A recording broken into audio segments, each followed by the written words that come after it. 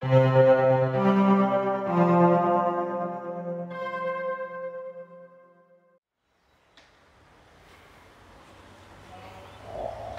deň.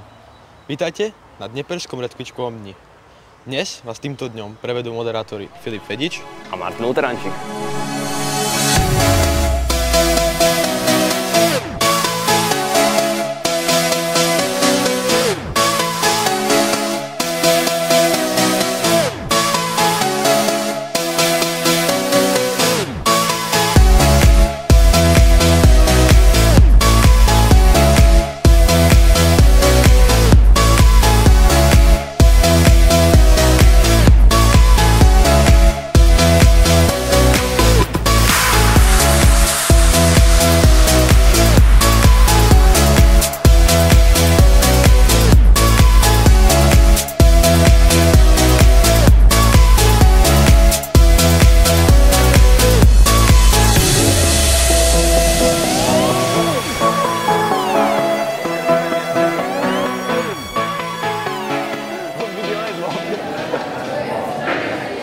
Zdravím vás, redkvičkového dňa. Dneska ideme dokumentovať celý priebeh redkvičkového dňa. Čo sa bude diať, budeme sa pýtať ľudí na otázky. Bude to úžasné. Áno, ďakujeme.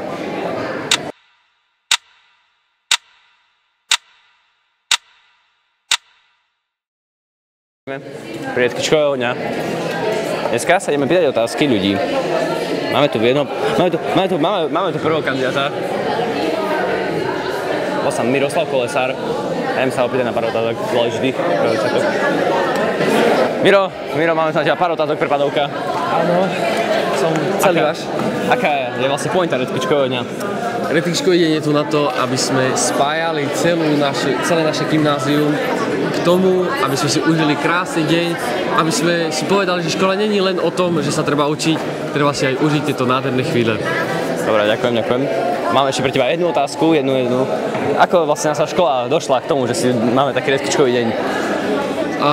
Tak, začalo to iniciatívou pani Šmelkovej, keď nás pripojila do výzvy PBL ESET a tam sa vytvorili rôzne týmy a jeden z tých bol vlastne pestovanie redkvičiek a potom popri tom, ako sa to ďalej tvorilo, vznikol aj parlament, kde sa rozhodlo, že z tých redkvičiek sa bude variť.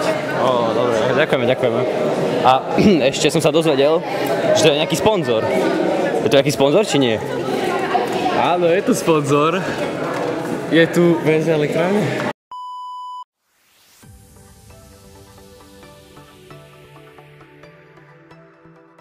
Takže začínajú prípravy na tento redkvičkový deň.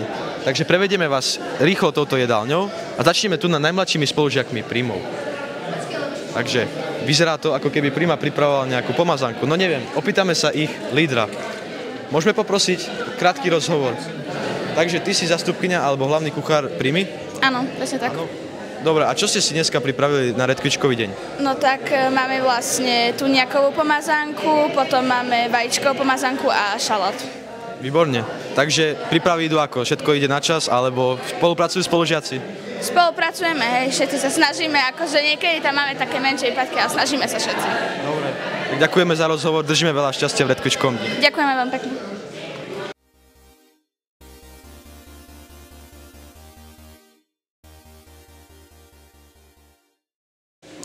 Takže ideme sa ešte previesť touto jedálňou. Pokračujeme ku sekunde. Ako pozerám, tie pomazánky už začínajú vyzerať úplne výborne, takže opýtame sa hlavného kuchára, ako prebieha všetko. Môžeme poprosiť rýchly rozhovor. Vidíme, že dneska ste si pripravili pomazánky na redkvičkový deň a prečo ste si zvolili tento nápad? Pretože pomazánky sú asi také najlepšie, z čoho sa dajú urobiť niečo z redkvičiek alebo z hocičoho, takže... Áno, čiže to bol vlastne váš nápad ako hlavného kuchára spolu s viacerými, áno? Áno. A čiže stojíte si za tým, že to bol dobrý nápad, spraviť pomazánky? Áno, podielili sme sa na tom všetci, takže určite to bol dobrý nápad. Čiže spolupráca fungovala ako mala? Určite. Dobre, ďakujeme, držíme palce v hodnotení. Ďakujeme.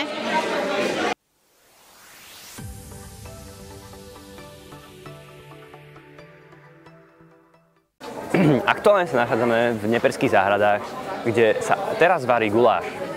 Je to typický guláš a, jak sa môžeme pozrieť, prípravy sú v plnom prúde. sú taktiež aj pomocníci, ale hlavní predstavitelia sú učitelia, ktorí sa o tento guláš starajú non-stop, počas celej jeho dobu prípravy. Môžem do tohto, že vylem tú vodu a...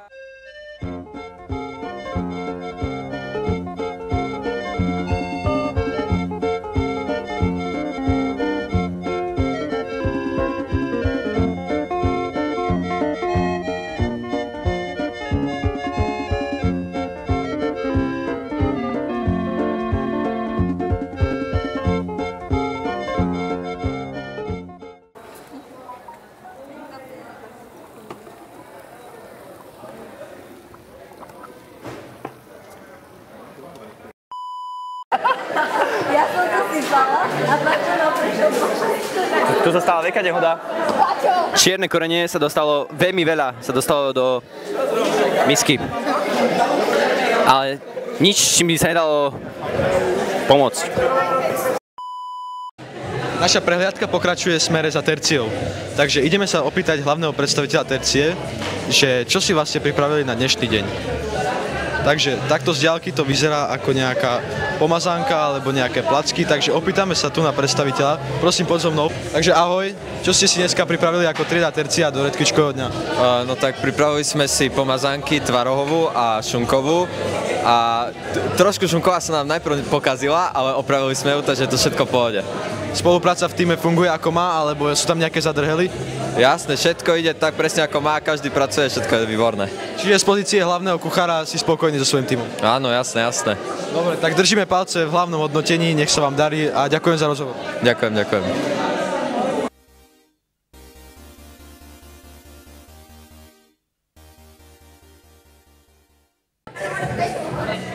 V tento moment sa tu nachádzame s môjim spolužiakom Davidom, ktorý má na starosti. Čo máš vlastne na starosti?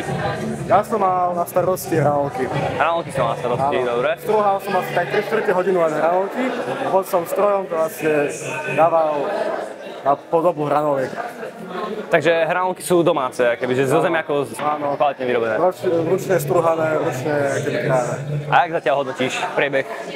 Zatiaľ dobre, na začiatku bol chaos, ale postupne to ide lepšie a lepšie. Dobre, dobre. Ďakujeme, David. Ďakujem.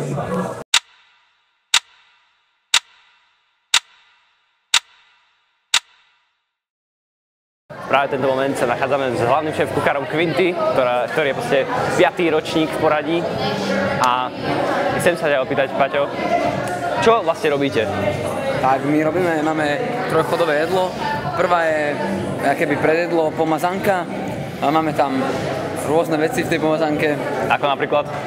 Tak je to hlavné o redkvičky, takže tam sú redkvičky. Máme tam šunku, brinzu, smotanu, papriku, salamu a tak. A nejaké to hlavné jedlo, čo je? Hlavné jedlo máme kebab. Kebab. A čo? Jaké mäso používate do kebabu? Koráce mäso používame. A darí sa? Zatiaľ hej. No, tak nech sa darí ďalej. Ďakujeme. Maj sa.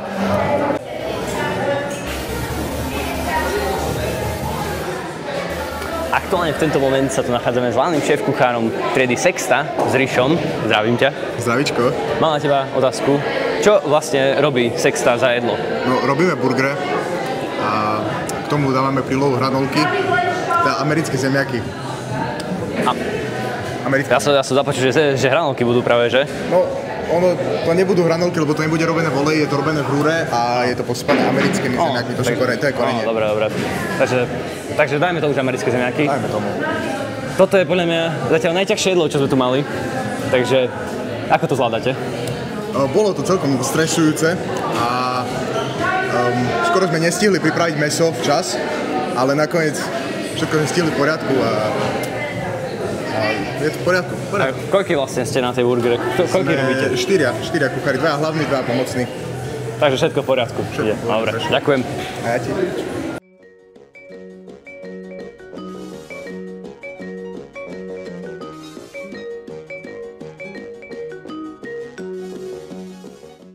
Takže s blížiacim sa koncom a vyvrcholení súťaže ostala jediná trieda, ktorej sme sa nič ešte neopýtali, takže sa opýtame Dana ako zástupcu Septimy.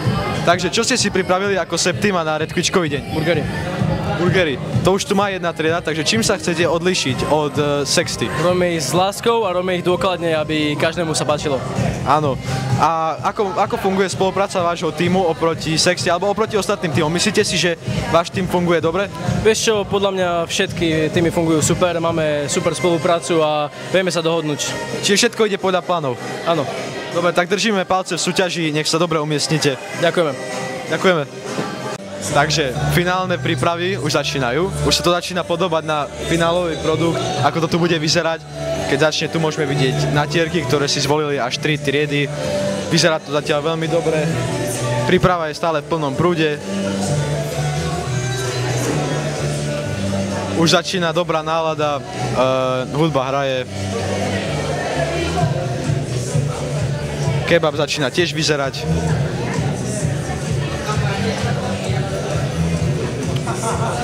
No, prípravy sa pomaly blížia, ku koncu začína veľká slavnostný obed.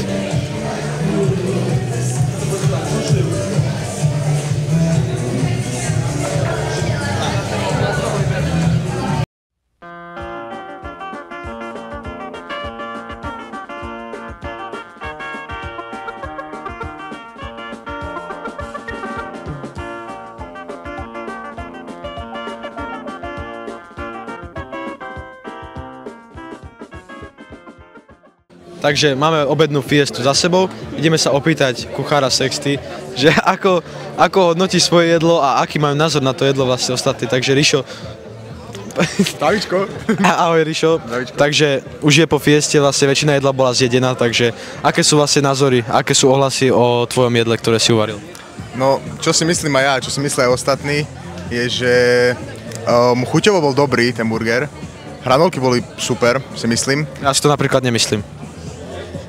Hranolky boli super, si myslím, ale burger síce bol chuťovo dobrý, ale bolo suché mäso.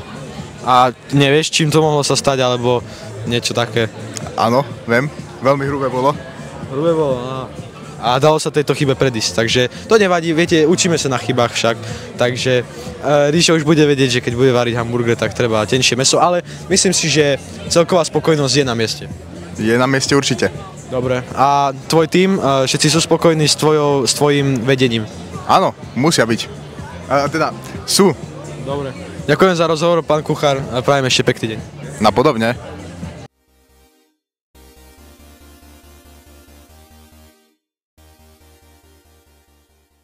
Tak ešte sa pôjdeme opýtať tu na ďalších zúčastnených, jedného z iniciátorov projektu, Miroslav Kolesar. Miroslav, môžeme poprosiť rozhovor? Samozrejme, že môžete. Tak, ako jeden z iniciátorov tejto akcie, ako si myslíš, že zatiaľ akcia dopadla? Akcia, no boli tu nejaké zlé chvíle, kedy všetci stresovali, panika, ale nejak sme to vyriešili. Čiže musíš povedať, že na konci dňa to bola spokojnosť s týmto celým podujatím. Tak akože teraz, keď sa pozriete aj na okolo, všetci sú tu spokojní, všetci jedia, užívajú, je to fajn. A vaša osobná preferencia, jedlo, ktoré bolo najlepšie? Fúha, no keďže som väčšinu božiaľ nemal čas získať skôr ako ostatní, by som povedal burger zo Sexty. Burger zo Sexty, áno. Dobre, už sme rozprávali s kuchárom, on ohodnotil svoje chyby, ale vyzerá to fajn. Takže ďakujeme za rozhovor a ďakujeme za vašu snahu. A ja ďakujem.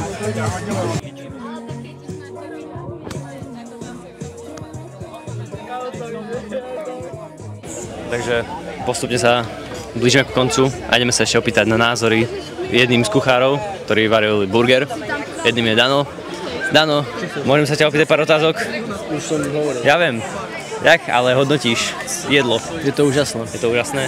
Mal si aj svoj vlastný burger? Áno. A chutil ti? Bol úžasný. Bol úžasný. Odporúčam. Takže láska pomohla. Chuti. Láska vždy pomôže. Dobre, ďakujem. Padlo vyhodnotenie. Na 3. mieste skončila trieda s konečným počtom bodov 90,5. Trieda Tercia. Kuchára zavolaj. Gratulujem.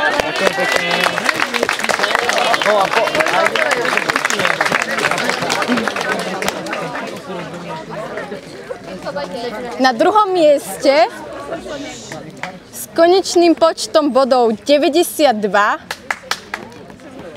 skončila s certifikátom pre antipísomkový kupón trieda Prima.